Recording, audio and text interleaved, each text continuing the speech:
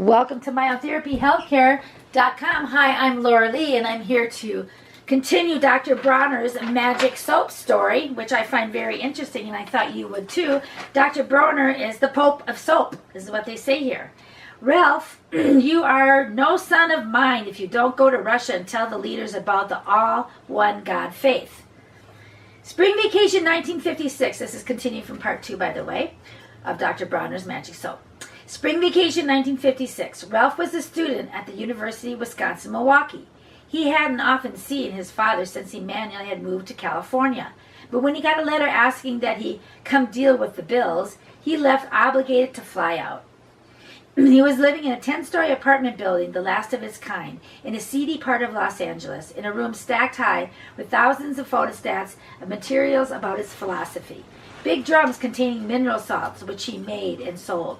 He also believed in them. Ralph remembers that his father insisted he bring mineral salts to restaurants to put on ice cream and watermelon to neutralize the sugar. He also believed in the reunion of father and son pretty much confirmed Ralph's feeling that Emanuel was hopelessly around the bend.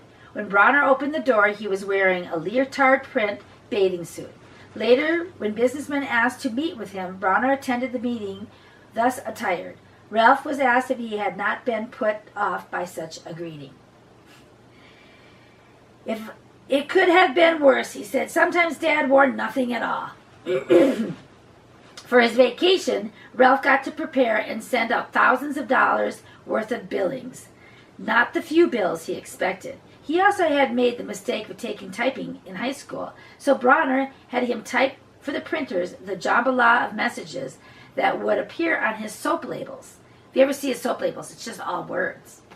Here is just a tiny taste, seasoned literally by Bronner's fondness for the explanation point. Small minds decay, average minds delay.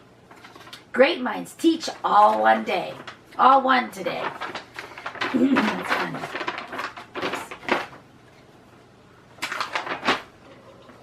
Win victory and stand by you. Give up. Win victory and all stand by you. Give up. I'll deny you. Remember, the only difference between the brave and the coward, the brave has an idea to fight for, such as teaching the moral ABCs that at once unites the human race in all one God faith, as teach Abraham and Israel cited the message of God's law. Halley's Comet, the blazing star of Buddha, Bethlehem, Muhammad. The labels also contain mentions of Lenin, Mark Spitz, Rabbi Hillel, Carl Sagan, the importance of planting trees, the threat of Halley's Comet hitting the earth, some love poetry, a revision of Rudyard's Kipling's If, and also the caution, dilute, okay.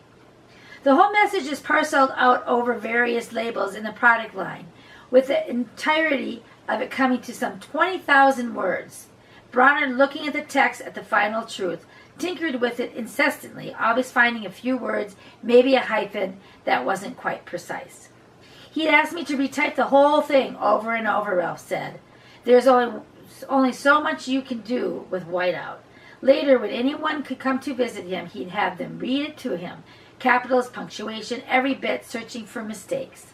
Finally, Ralph had it. He called the all-in-one God faith document crap. I was cruel and cocky from college, he said. He already had made fun of the soaps using samples his father sent him to load squirt guns for dormitory fights with his friends.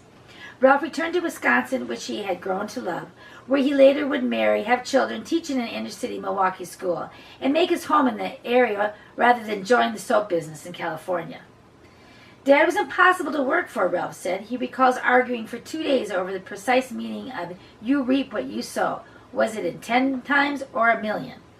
Finally, Ralph said, I threw something against the wall and walked out. Another time they argued about the birth control recipe. It called for lemons, and Ralph said it couldn't be a universal recipe because lemons aren't universally available. His father looked stunned. They're not? Ralph said, how about Eskimos? Could they get lemons? Again, Bronner looked stunned for a moment, then said in triumph, they could go to a fish fry. Anyway, the next chapter is all one, Ralph, so I'll continue on part 3. If you find this interesting, great. If you don't, turn it off. All right, love life, and life will love you back. We'll see the experience of the Pope of soap. Bye-bye.